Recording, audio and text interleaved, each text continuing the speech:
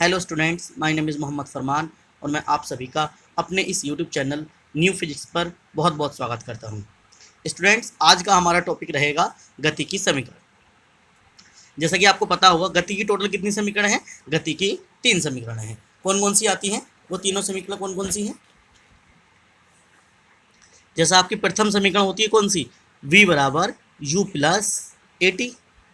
द्वितीय समीकरण होती है आपकी s बराबर U T plus 1/2 A T square. और तृतीय समीकरण आती है बी स्क्वायर बराबर यू स्क्वायर प्लस 2as। तो ये हमारी गति की 3 समीकरण हैं। हम इन तीनों का आज निगमन करेंगे। ग्राफीय विधि द्वारा किस तरह से ये गति की समीकरण आती हैं, इसका हम निगमन करेंगे। सबसे पहले स्टूडेंट्स, आप इस बात को याद रखिएगा, ये गति की समीकरणें तभी वैलिड होती हैं जब आपकी गति कैसी हो? एक समान त्वरित गति हो। मतलब वस्तु जो हो वो आपकी एक समान त्वरण से गति कर रही हो, तभी ये गति की समीकरण। ठीक है स्टूडेंट्स, आज हम शुरू कर रहे हैं अपनी गति की पहली समीकरण। देखिए,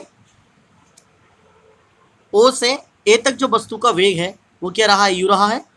डी से सी तक जो वेग ओ से ए तक होगा वही वेग क्या रहा होगा? डी से सी तक रहा होगा। यानी कि ये भी क्या होगा? आपका यू होगा। अब बात करते हैं यहाँ की ओ से ई तक। ओ से ई तक, ओ से ई तक जो वेग होगा वही वेग डी से बी तक होगा, यानी बी डी। ये भी क्या होगा? आपका वी होगा। सेम ऐसी ओ से डी तक का जो समय है वो क्या है? आपका टी सेकंड है। जो समय ओ से डी तक होगा वही समय ए से सी तक होगा। ए सी क्या होगा हमारा? ये भी टी होगा। ठीक है स्टूडेंट, देखिए गति की समीकरण के लिए इसको प्रूव करेंगे हम ए से, यानी कि त्वरण से। हम जानते हैं त्वरण क्या होता है आपका? tan theta. यानी इस ग्राफ का जो ढलान है, ये ग्राफ का जो स्लोप है, जो ये झुकाव आया है समय के साथ, वही क्या होगा? आपका त्वरण होगा। ए बराबर क्या होगा? tan theta. और हम जानते हैं tan थीटा क्या होता है? Perpendicular upon base. तो ए बराबर क्या हो जाएगा? बी सी बटे में ए सी। बी सी बटे में ए सी। लेकिन हमें बी सी तो पता नहीं है, हमें ये थोड़ी ना पता है यहाँ से यहाँ तक कितनी है। तो हम क्या करेंगे? ओ ई में से किसको हटा देंगे? डी सी को हटा देंगे। ओ ई जो उसका पूरा वेग है, पूरी जर्नी के लिए जो वेग है, उसमें से डी सी ये जो यू है इसको हटा देंगे। तो क्या आ जाएगा? बी माइनस यू आ जाएगा। तो यहाँ पर इसको थोड़ा इस तरह से कर देंगे कि ए बराबर क्या हो जाएगा? ए बराबर हो जाएगा आपका B D minus D C. B D minus D C. और बट्टे में क्या आ जाएगा? आपका ए सी। ए ऐसी रहेगा। बी डी की वैल्यू कितनी है? बी डी की वैल्यू है आपकी वी, तो यहाँ पर वी आ जाएगा।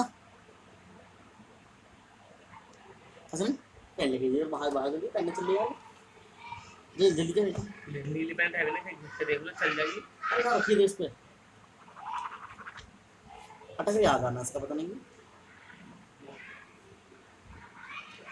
बी डी क्या है? आपका बी है। और डी सी क्या है? आपका यू है। अपॉन में ए सी क्या है? टी है। इसके नीचे एक मानेंगे, त्रिश गुणा कर देंगे। ए की टी से गुणा करेंगे तो क्या हो जाएगा? आपका ए टी। और बराबर में क्या आएगा? V minus U. ये यू माइनस का इधर आएगा, किस चीज़ का हो जाएगा? प्लस का। यानी कि बी बराबर आ जाएगा आपका यू प्लस ए टी। और यही थी हमारी गति की प्रथम समीकरण। ठीक है स्टूडेंट्स, आई होप आपके समझ में आई होगी। मैं एक बार फिर से एक्सप्लेन कर देता हूँ। पहले हमने क्या किया? एक ग्राफ बना दिया वेग और समय के बीच, जिसमें हमने मान लिया वस्तु प्रारंभिक वेग u से चलना प्रारंभ करती है और t समय बाद उसका वेग u से बढ़कर v हो जाता है, क्योंकि वस्तु क्या है? एक समान गति से त्वरित हो रही है और वस्तु t समय में s दूरी को तय करती है। हमने इनको पॉइंट दे दिया a b c d e और इसको o।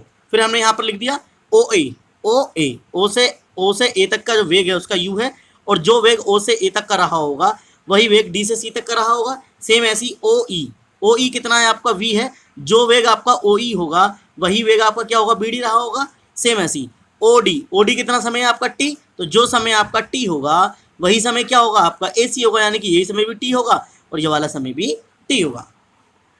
अब हमें समीकरण को सॉल्व करना है, v बराबर u प्लस ए टी, इसको प्रूव करके दिखाना है। तो कैसे प्रूव करेंगे? देखिए पहली समीकरण को प्रूव करने के लिए हम यूज करेंगे ए का, ए मतलब त्वरण का। और याद रखिएगा स्टूडेंट, अगर ग्राफ आपका वेग समय ग्राफ है तो उसमें जो झुकाव होता है समय के साथ, जो ग्राफ का झुकाव होता है, जो स्लोप होता है उसका थीटा, वो होता है आपका टेन थीटा। वही आपका क्या देता है? त्वरण बताता है। तो ए बराबर रख दिया हमने यहाँ पर टेन थीटा। टेन थीटा क्या होता है आपका? लंब बटा आधार। लंब क्या है आपका? बी सी है। इस त्रिभुज को अगर देखें, त्रिभुज ए बी सी में अगर देखें तो बी सी ये क्या है? इसका लंब है। और ए सी ये क्या है? इसका आधार है। तो हमने यहाँ पर लिख दिया बी सी बटा ए सी। बट बी सी की हमें वैल्यू पता नहीं है, तो हमने क्या किया? बी डी की हमें वैल्यू पता है, बी डी में से डी सी को घटा दिया। तो यहाँ पर ऐसी आ जाएगा B D minus D C बटे में ए सी। बी डी की वैल्यू कितनी थी आपकी? बी थी। और डी सी की वैल्यू कितनी थी? यू थी। और ए सी की वैल्यू कितनी थी? टी थी। इसके नीचे एक मान के इसकी त्रिज्या गुणा कर दी। त्रिज्या गुणा करने पर हमें प्राप्त हुआ बी बराबर यू प्लस ए टी।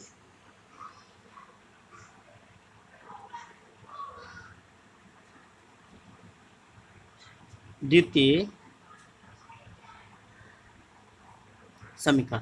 और द्वितीय समीकरण क्या होती है आपकी? द्वितीय समीकरण होती है एस बराबर U T plus 1/2 A T square. ये होती है हमारी द्वितीय समीकरण। अब हम इसको प्रूव करने जा रहे हैं। हम उसी ग्राफ से, जो हमने बीटी ग्राफ बनाया था, वेग समय का ग्राफ, उसी ग्राफ से इसको सिद्ध करेंगे। देखिए स्टूडेंट्स, इसके अंदर क्या आ रहा है हमारा? एस। एस फोर क्या है यहाँ पर? दूरी, यानी दूरी के लिए निकालनी है हमें। और स्टूडेंट्स हमेशा याद रखिएगा, एक बीटी ग्राफ जो होता है, एक बीटी ग्राफ यानी वेग समय का ग्राफ जो होता है, उसमें जो आकृति बनती है उसका क्षेत्रफल निकालने पर हमें दूरी पता चलती है। तो अगर हम अपने इस ग्राफ को देखें तो इस ग्राफ में ये आकृति बन रही है A B D O, A B D O. और इस आकृति में दो आकृतियां हैं, एक तो आपका ये त्रिभुज है ए बी सी, और एक आपका ये आयत है ए सी डी ओ। तो हम क्या करेंगे? इन दोनों का अगर हम क्षेत्रफल निकाल देंगे तो वही क्या होगा हमारा? वही इसका क्या होगा? वही इसकी दूरी होगी।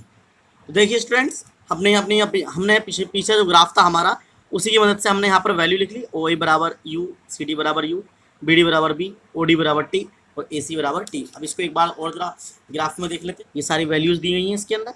इन वैल्यू को हमने वहाँ आगे नोट कर लिया है।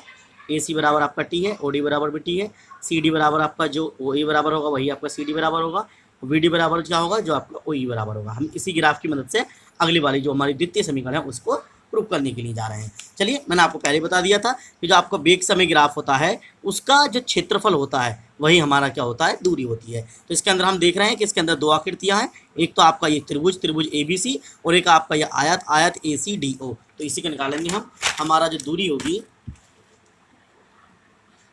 जो एस होगा, वो किसके बराबर होगा? त्रिभुज का क्षेत्रफल प्लस आयत। आयत कौन सा है? आयत है हमारा ए सी डी ओ। हम यहाँ पर ये नोट कर देंगे, आयत ए सी डी ओ का क्षेत्रफल। और यहाँ पर त्रिभुज, यहाँ पर लिखना चाहे लिख सकते हैं, त्रिभुज ए बी सी का क्षेत्रफल। ठीक है स्टूडेंट्स, हमने देखा था ग्राफ में जो हमारा त्रिभुज बना हुआ है वो कैसा त्रिभुज है? वो हमारा एक समकोण त्रिभुज है। और समकोण त्रिभुज का क्षेत्रफल क्या होता है? 1/2 आधार की लंबाई गुणा ऊंचाई। और ऊंचाई जो है वो क्या है? आपकी ऊंचाई है BC। ऊंचाई आपकी क्या है? ऊंचाई है आपकी BC, और गुणा में आधार के जो लंबाई है वो क्या है आपकी? AC। ठीक। बात करें आयत की, तो आयत का क्षेत्रफल क्या होता है? लंबाई गुणा चौड़ाई। तो इसकी जो लंबाई है क्या है? AC है, और जो चौड़ाई क्या है आपकी? CD है। ठीक है स्टूडेंट, अब इन वैल्यूज़ को हम यहाँ पर पुट कर देते हैं। S बराबर 1/2, BC की वैल्यू हमने पीछे निकाली थी, तो BC की वैल्यू जो आई थी वो हमारी क्या आई थी? V माइनस U आई थी, इंटू AC। AC की वैल्यू क्या है? AC की वैल्यू आपकी T है, तो ये रख देते हैं यहाँ पर T, प्लस AC की वैल्यू क्या है आपकी? T, और CD की वैल्यू क्या है आपकी? CD की वैल्यू है हमारी U। इस वैल्यू को रख देते हैं यहाँ पर। अब देखिए स्टूडेंट्स, हमारी जो द्वितीय द्वितीय समीकरण है इसके अंदर कहीं पर भी v नहीं है, मतलब इसमें सिर्फ प्रारंभिक देव वेग दिया गया है, अंतिम वेग नहीं है। लेकिन हम जो प्रूव कर रहे हैं इसमें अभी अंतिम वेग आ रहा है, तो मतलब हमें इसको हटाना होगा। इसको कैसे हटाएंगे? हमने पीछे से पिछली समीकरण में पढ़ा था, चूंकि हमने पढ़ा था जो a जो था वो आपका किसके बराबर था? a बराबर था b minus U upon T के।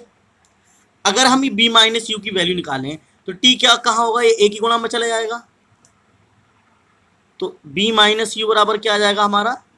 AT आ जाएगा। अब इस वैल्यू को हम यहाँ पर पुट कर देंगे, इसलिए s बराबर क्या हो जाएगा? 1/2 इंटू यहाँ पर क्या आ जाएगा इसकी जगह 80, गुणा में क्या आ जाएगा t, और u की t से गुणा करेंगे तो ये हो जाएगा ut। आगे देखते हैं, s बराबर 1/2 ऐसी रहेगा, इस इन दोनों की 80 की t से गुणा करेंगे तो क्या आएगा हमारा? 80 की घात 2 प्लस में क्या आ जाएगा हमारा? ut। इसको थोड़ा पहले लिख देते हैं, तो s बराबर क्या हो जाएगा हमारा? s बराबर हो जाएगा ut प्लस 1/2 80 की घात 2। ये हो गई हमारी द्वितीय समीकरण। ठीक है स्टूडेंट्स, बस इस बात को यहाँ पर याद रखना कि हमारी जो द्वितीय समीकरण होती है उसमें कहीं पर भी द्वितीय वेग अंतिम वेग नहीं दिया गया होता है। लेकिन हम जो यहाँ पर प्रूव कर रहे हैं इसमें अंतिम वेग आ रहा था। इसको हटाने के लिए हमने किसका यूज़ किया? प्रथम समीकरण का।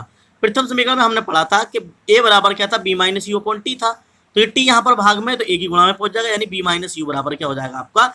AT हो जाएगा। इस AT की वैल्यू क्या करेंगे हम? b माइनस यू की जगह रख देंगे यहाँ पर, और बाद में हम इसको कैलकुलेट करेंगे तो हमारी द्वितीय समीकरण सिद्ध हो जाएगी। अब चलिए बात करते हैं तृतीय समीकरण की।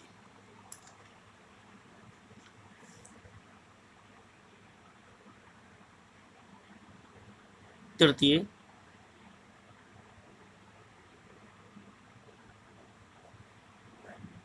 समीकरण। तृतीय समीकरण क्या होती है हमारी? तृतीय समीकरण होती है वी स्क्वायर बराबर U square plus 2as। V square बराबर यू स्क्वायर प्लस 2as। अब इस वाले समीकरण को हम प्रूव करने के लिए जा रहे हैं। चलिए, अब आती है हमारी तृतीय समीकरण, इसको प्रूव करते हैं। इसको कैसे प्रूव करेंगे? देखो तृतीय समीकरण में भी क्या है? दूरी है। एस का मतलब क्या होता है? दूरी। तो इसके अंदर भी दूरी आ रही है, मतलब इसके अंदर भी हमें क्या निकालना पड़ेगा? क्षेत्रफल निकालना पड़ेगा। लेकिन इसके अंदर जो क्षेत्रफल निकालेंगे, हमने पिछली वाले में क्या किया था? हमने त्रिभुज का क्षेत्रफल अलग निकाला था, आयत का क्षेत्रफल अलग निकाला था। लेकिन इस बार तृतीय समीकरण में हम पूरी आकृति को एक मानते हुए समलंब चतुर्भुज का क्षेत्रफल निकालेंगे। हम यहाँ पे लिखेंगे एस बराबर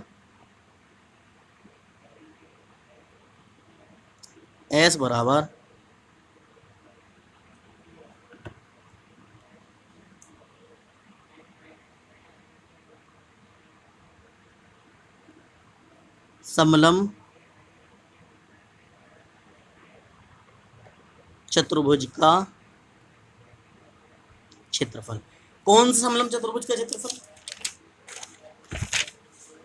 ये जो हमारा समलंब चतुर्भुज है A B D O, A B D O, इस पूरे समलंब चतुर्भुज का क्षेत्रफल। देखिए यहाँ पर यहाँ लिखना चाहे लिख सकते हैं, समलंब चतुर्भुज ए बी डी ओ का क्षेत्रफल। समलंब चतुर्भुज का क्षेत्रफल क्या होता है? 1/2 जो समांतर भुजाएं होती हैं उनका योग। समांतर भुजाएं कौन कौन सी हैं? बी डी प्लस ओ ए, और गुणा में उसकी जो लंब होता है, लंब क्या है इसका? AC। ठीक, समलंब चतुर्भुज का क्षेत्रफल होता है 1/2 समांतर भुजाओं का योग और गुणा में ऊंचाई। तो हम अगर अपने चतुर्भुज को देखें तो हमारे चतुर्भुज कैसा है? ये भी समलंब चतुर्भुज है, और इसकी समांतर भुजाएं कौन सी हैं? ये दोनों भुजाएं समांतर हैं, OA और BD जो है इसकी क्या है? समांतर भुजाएं। और इसका लंब क्या है? लंब इसका ये AC या OD, दोनों ही क्या है? इसके लंब है। ठीक, तो अब हम इनकी यहाँ पर वैल्यूज रख देते हैं। चलिए, S तो ऐसी रहेगा, 1/2 भी ऐसी रहेगा। यहाँ पर BD की वैल्यू क्या है? BD की वैल्यू अगर हम देखें, BD की वैल्यू क्या थी? BD की वैल्यू थी हमारी B थी, तो यहाँ पर रख देते हैं BD की वैल्यू क्या? V प्लस OA की वैल्यू क्या है हमारी? U, यहाँ पर रख देते हैं U, गुणा AC की वैल्यू क्या है हमारी? AC की वैल्यू है T, यहाँ पर आ जाएगा T। अब देखिए students, V square plus U square plus 2as, ये है हमारी तृतीय समीकरण। इस समीकरण में कहीं पर भी हमारा समय यानी कि टी नहीं आ रहा, और हम जो अपना क्वेश्चन कर रहे हैं इसमें टी आ रहा है, तो मतलब इस टी को खत्म करना पड़ेगा। और टी को कैसे खत्म करेंगे? प्रथम समीकरण में। हमने प्रथम समीकरण पढ़ा था, चूंकि हमने पढ़ा था a बराबर V minus U upon T, ये आया था नहीं आया था पीछे? तो क्या कर देंगे, ये ए टी पहुंच जाएगा ए की जगह पर और ए आ जाएगा टी की जगह पर, यानी टी बराबर क्या हो जाएगा, बी माइनस यू अपॉन ए। और इस वैल्यू को अब रख देंगे हम टी की जगह, इसलिए एस बराबर क्या हो जाएगा हमारा 1/2 V plus U, V minus U बटे में ए। ठीक, इसके नीचे एक मान सकते हैं, यहाँ पर गुणा का चिन्ह होगा। अब इनकी गुणा कर लेते हैं, 2 की 1 से गुणा करोगे 2 ही कम 2, और 2 की ए से गुणा कर दोगे तो क्या आ जाएगा, 2a आ जाएगा। अब देखो ये एक बार जोड़ एक बार घटा का फॉर्मूला हो गया, तो यहाँ पर बना सकते हैं फॉर्मूला, क्या हो जाएगा, V square minus U square. इसके नीचे एक मान लेंगे, तिरछी गुणा कर सकते हैं यहाँ पर। अगर तिरछी गुणा करेंगे तो क्या आएगा आपका, तिरछी गुणा करने पर आएगा 2as बराबर V square minus U square. ये यू स्क्वायर यहाँ पर माइनस का, इधर जाकर प्लस का हो जाएगा, तो वी स्क्वायर बराबर कितना आ जाएगा, यू स्क्वायर प्लस का 2as। ठीक है स्टूडेंट्स, ये हो गई हमारी तृतीय समीकरण। आई होप स्टूडेंट्स आपको वीडियो अच्छी लगी होगी। अगर वीडियो अच्छी लगी हो तो वीडियो को लाइक कीजिए, चैनल को सब्सक्राइब कीजिए और हमारी वीडियो को ज़्यादा से ज़्यादा शेयर कीजिए। और स्टूडेंट्स जिस किसी को भी 9th क्लास के हैंड राइटिंग नोट्स चाहिए तो वो नीचे डिस्क्रिप्शन में हमारा टेलीग्राम लिंक है, ग्रुप को ज्वाइन कीजिए और वहाँ पर हमें टेक्स्ट कीजिए। आपको हैंड राइटिंग नोट्स, बहुत अच्छे नोट्स मिलेंगे जो बिल्कुल बिल्कुल हैंड राइटिंग होंगे, बिल्कुल इजी लैंग्वेज में होंगे, आपको उससे पढ़ने में बहुत ही ज़्यादा आसानी होगी। ओके स्टूडेंट्स, चलिए मिलते हैं अगली वीडियो में, तब तक के लिए बाय बाय।